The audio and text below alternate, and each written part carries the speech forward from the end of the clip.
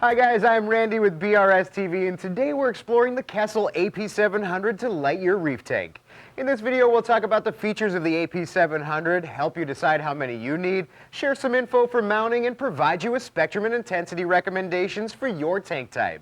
With the Kessil AP700 LED panel, you get a single low-profile fixture that's capable of lighting up to a 4-foot mixed reef tank, something we clearly demonstrated on our BRStv Investigates episode, while you SPS nuts may need one every 2 or 3 feet for much better spread and coverage than most comparable modules. That makes this one of the more economical and attractive options for those looking for a premium lighting solution for your reef tank.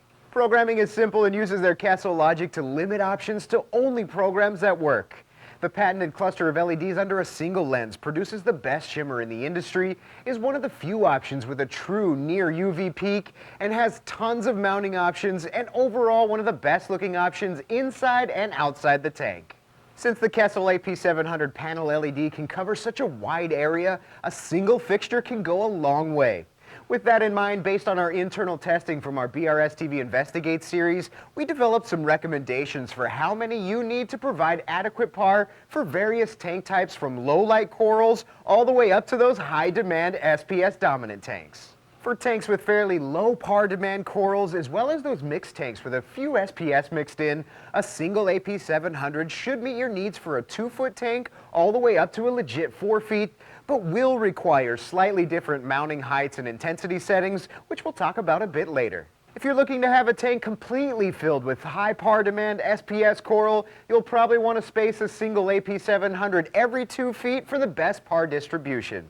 However, if you're still going with some SPS, but they may be a bit more loosely dispersed throughout the tank, using a single panel fixture every 3 feet should do the trick. With a limited need for accessories with the AP700, you don't need much more than the light itself to successfully light your reef. That said, there are hanging and mounting options such as the A-Series mounting arms, AP700 hanging kit, and the canopy mounting system, which we'll dive into a bit more later, as well as 2 types of diffuser kits. The slight and major diffusion kits come with 2 magnetic diffusers which easily clip under each lens and provides a reduction in shading, more muted shimmer effects, as well as blends the light even further than the well-blended spectrum already produced from the dense matrix LED array. One quick note here, there is a slight reduction in overall intensity from adding the diffusion kits, so you'll want to compensate with a slightly higher intensity setting. Taking a look at what comes with the AP700, you'll see the fixture itself measuring right at 20 inches long, close to 6¼ inches wide, and just at 1½ inches thick. There are touch-sensitive buttons on the front for manual control of programs, color, intensity, and to power it on and off. On the side of the light, there's light indicators for power and Wi-Fi, as well as a port for a USB cable to connect directly to your computer for firmware updates.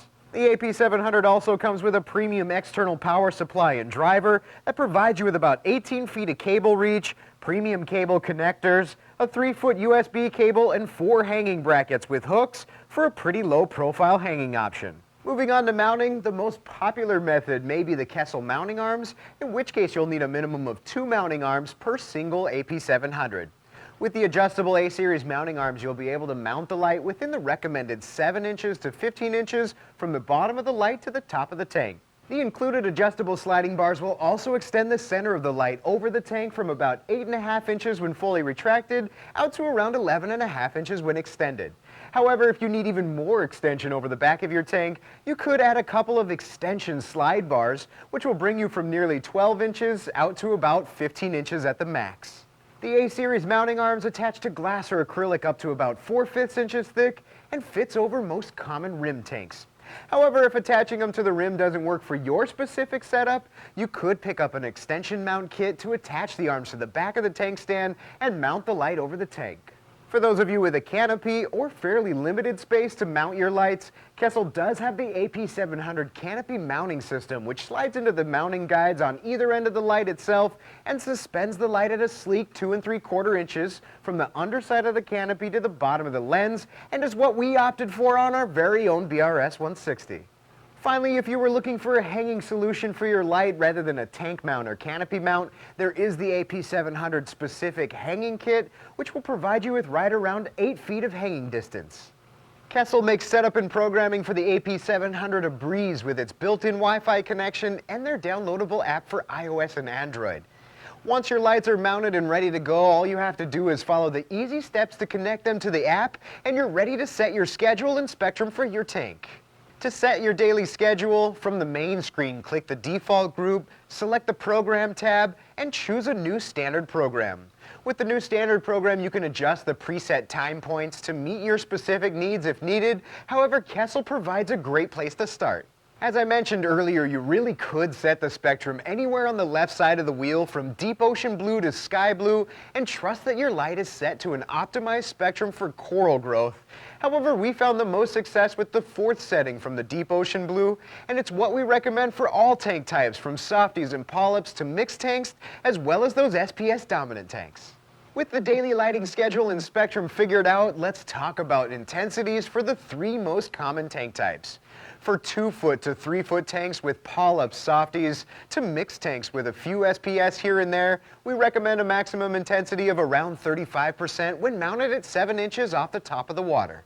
If you're looking to light a 4-foot tank with the same low par demand corals or mixed tank with a few SPS, we recommend 100% intensity, but at a mounting height of 16 inches off the water surface for max coverage across the tank, with any high par demand corals near the center of the tank directly under the fixture. For a densely packed SPS tank with high par demand corals in nearly every corner, if you're using a single fixture on a 24-inch tank, setting your intensity to around 60% and mounting height of 7 inches should provide you with ample par throughout the tank. Similar to that on a 4-foot SPS dominant tank with 2 fixtures and the AP700s mounted at 7 inches from the water surface, 60% intensity is also a solid sweet spot. If you are going to run the AP700s on a 3 or 6-foot SPS tank with each one covering about a 3-foot area, we suggest mounting them at 11 inches from the water and running them at 100% intensity. There are a bunch of other cool features within the Kessil Wi-Fi controller app that you can play around with,